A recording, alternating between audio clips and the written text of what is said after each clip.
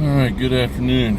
Another day of driving in downtown Nashville rush hour traffic.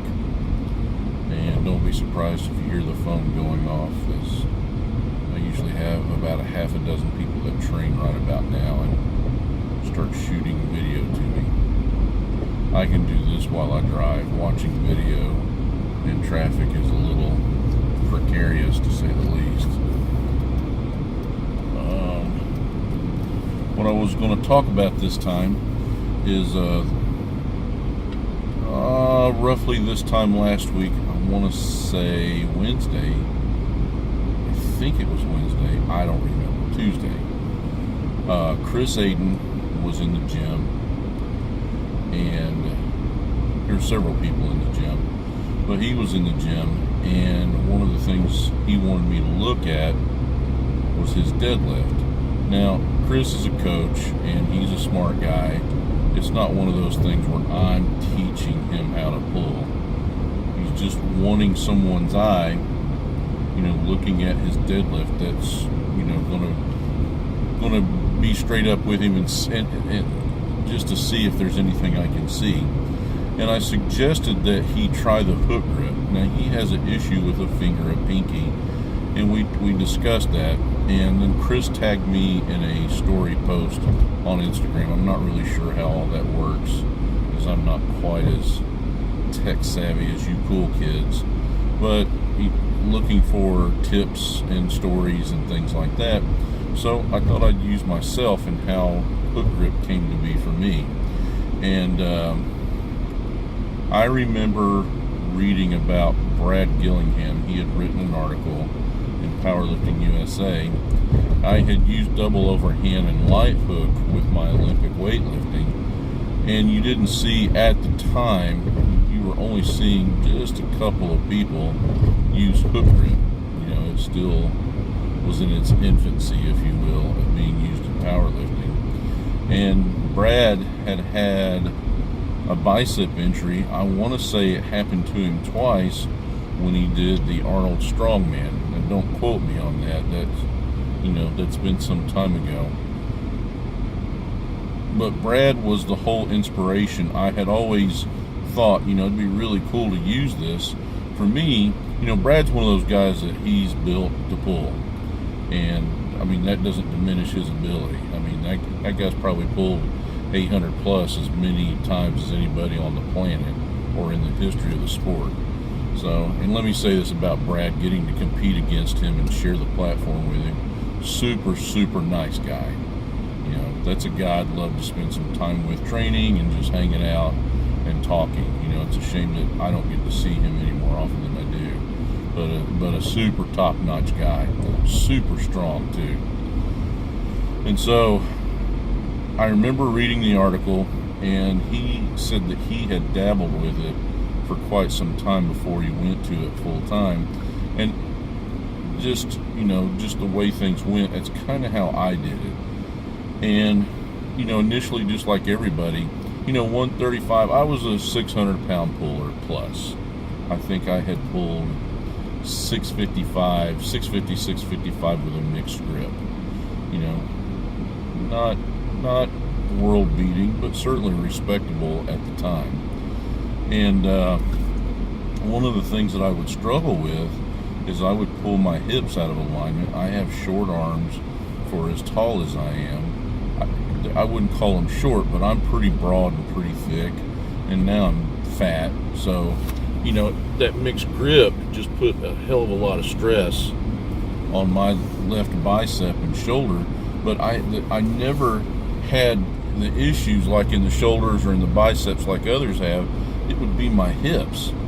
And when I pulled hook grip, I noticed that it changed my stroke quite a bit, where I was a lot taller in the pocket, when I would load, if that makes any sense. I'd have to do a demonstration, but hopefully that makes sense, my terminology.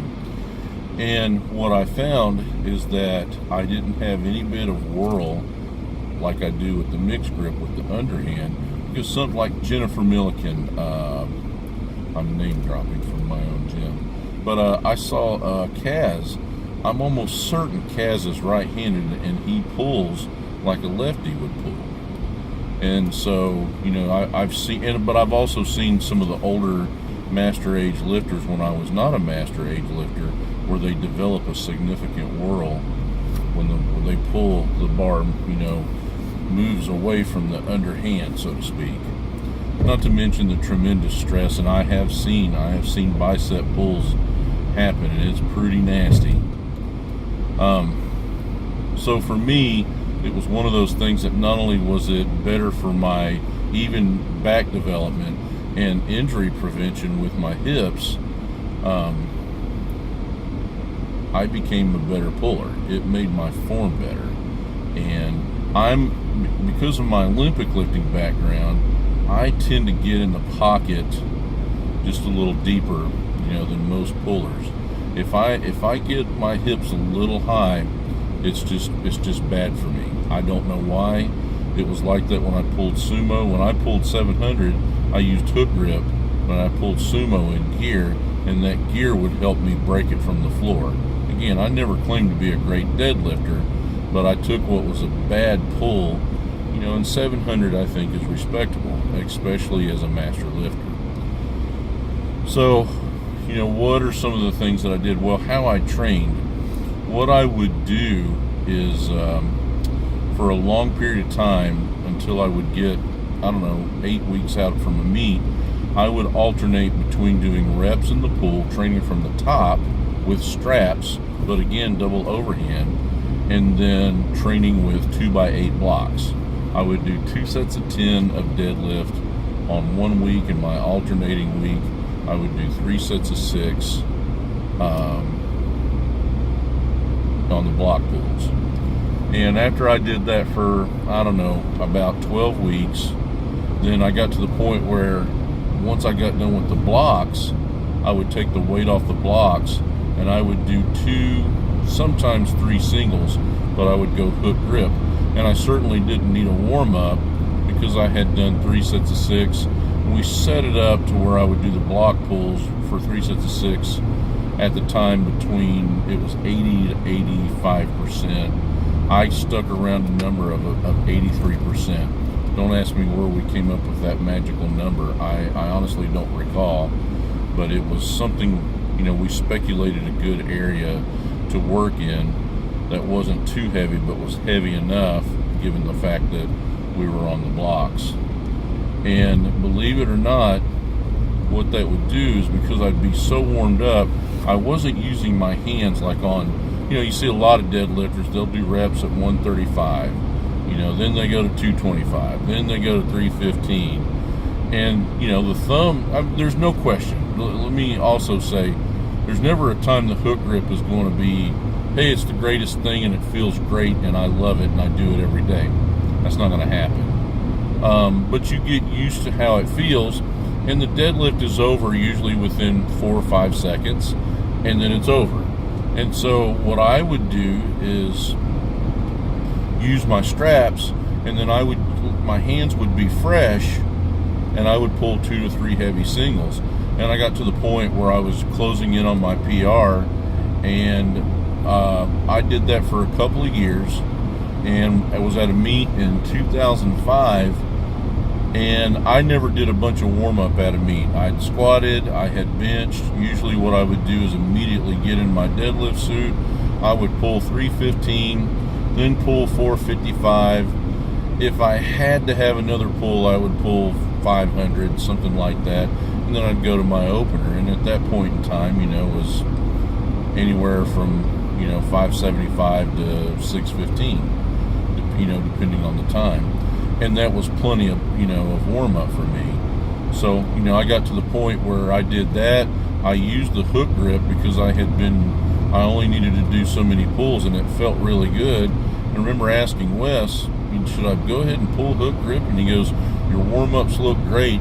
I pulled 655, which was a new PR, and I never looked back. And so for me, the hook grip is not a rep kind of grip.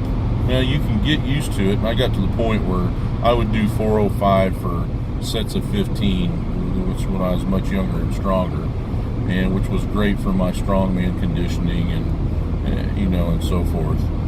But anytime I'd pull from the blocks, I would use straps, and I was always trying to use double overhand again for development and of my back where it was even development, and that tended to again keep me healthier. And I moved on. I think I pulled 672 beltless with a hook grip, and I know I pulled 675 in a suit. And then when I responded well to the hook grip in the suit is when I went to sumo, and that's when I ultimately pulled 700. So a couple things that I have done getting ready to train is, one is wash my hands and really rinse them well. Make sure there's no residue, no soap, of any kind, no oils, and dry them really well. And then you can use some rubbing alcohol. Like if any of you use liquid chalk, and for some reason I think it's against IPF rules to use the liquid chalk, but you'll notice when you use that, there's a high alcohol content, and it dries those, or something's in it that dries the hands out, extensively. And that's kind of what you're looking for. I, have a couple of clean towels, really wring that skin out. Then, check your federation rules, but a couple of winds of tape, and I tend not to do the whole piece of tape around the thumb. I'll strip it in about half and wrap around the thumbnail, and then wrap around the meaty part just below the knuckle of the thumb. And then when I chalk, I'll get the powder part of the chalk in the chalk bowl, and I will wring the thumb, the pointer finger, and the bird finger. And that's really where all the friction is at. And like with Chris, he's got an old hand injury, and some people don't have big hands. So one of the things that I've done in the past is I would do, at the end of my workout, I would do a couple of rack holds. I would just set the bar up in the pins of a power rack just where I could deadlift. And I'd start at like 80%, and I would hold it for a 10 count. And I have a couple of what we call Jessup power bars. Back in the day, starting a gym, you're just looking for a decent bar, because I trained in a commercial gym, something that wouldn't bend or whip with, 405 or 500 pounds. And Jessup Gym has a 1,500 pound test bar that I remember, now this has been years ago, 15 years plus, I bought several from him, and I want to say $100. And those things have been like an anvil. I mean, we use them to this day. I keep them in the power racks. We've squatted with them. I've seen 900 pounds squatted with them. It's a 45 pound bar. But it's a bigger diameter than the typical, like a Texas or an Alico powerlifting bar or an Ohio bar. So what that teaches, one of the things that I was talking to Chris about, is a lot of people, when they hook, they really squeeze that bar. And so think about it. Look at the hands. And while I got big, meaty hands, and it helps to have bigger, longer fingers, there's not a lot of muscle tissue. So when you really squeeze those hands, it fatigues the hands really quick. And that's where you run into grip issues. And one of the things I learned from Ricky Dale Crane years ago was basically squeezing the cradle. And you'd make the hand a little bigger, and when you learn to squeeze the cradle, because that hook grip, that friction will hold those fingers in place, but you put the pressure on the meaty part of the forearm. And that allowed me to hold weights longer. And so I would do a couple of sets of I'd lock it out, count to 10 1,000, and put it down. And that bigger bar really taught me how to squeeze the cradle and, not rely on really clenching that fist. And the more I got comfortable with it, the less of an issue it was. Now, if I get in the 500 pound range, I got to make sure that I chalk. But I've done one-handed deadlifts when I was strong with 405 using the hook grip on a bar. So it can, what I'm saying is these things can be developed. Now, not everybody's going to, adapt to it really quickly. I've got if you see Mike Gregowitz in the gym, he came to the gym, and pretty much within a couple of weeks we switched it, and he's gone on to pull over 600 pounds. I want to say his PR when he came to the gym was 575, and he has since then pulled 625 and has less issues. He's a really long, tall guy, and so getting in the pocket sometimes is difficult for him. Melissa pulled with a mixed grip, and again, she has an Olympic lifting background. She's pulled 375 with a hook grip. My son has pulled with the hook grip. He's pulled 570 pounds recently. Elliot, the 13-year-old, and his mother Jody, I think John as well has gone full time. John's pulled over 600. I know Jody tested, the last time she tested, she pulled 440, and Elliot pulled 418, but at the top, the bar popped out of his hands. But he's got a couple of 400 plus pulls at 13 with a hook grip. So, it just goes to show you, 13-year-old kid, just tried like basically 315, pulled it really well, dug it, and has stuck with it. Now it's just second nature for him. So it's one of those things when Wes was in high school, the Tennessee Titans strength staff had him come out, him and I, to look at him do some Olympic lifting. I'm not sure the genesis of that, but we learned Wes was really into grip, and we were talking, that was about the time that Wes and I were converting to the hook grip. And one of the things that he told us, he goes, anything that you can hook, a kettlebell and do holds, anything. I would do overhead side bends on the cable crossover machine for obliques. He goes, hook grip it. And the more I did that, then the more second nature it became. So those are just some ideas. Again, I would not go, do multiple, rep sets with it. I would limit it, and don't be afraid to use straps.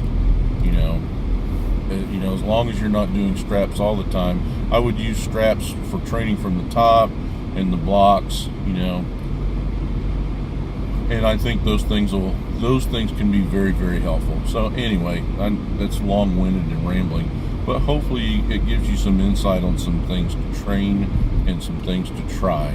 So, I'll post this on the Instagram thing if I can find it again of Chris's, and it'd be really cool if this generates some discussion. That's kind of the cool thing amongst us coaches and lifters, which will take me to another vlog another time. But just how we can always learn from one another. Here's Chris, who's a national coach. I will see him in Calgary in a couple of weeks, and he's coaching lifters. So, it doesn't make me a better coach or him a better coach. It makes us coaches, and there's always something to be learned. Always, especially people, Chris will come when he can, when he's in town, and train, and that's always cool. It's always cool to have people, looking at what you're doing and assessing, and being critical so we all can be better. So that's kind of a cool thing about the field. So anyway, hopefully this helps and inspires some discussion, and maybe you find a little trick or two that helps you with your deadlift and your grip.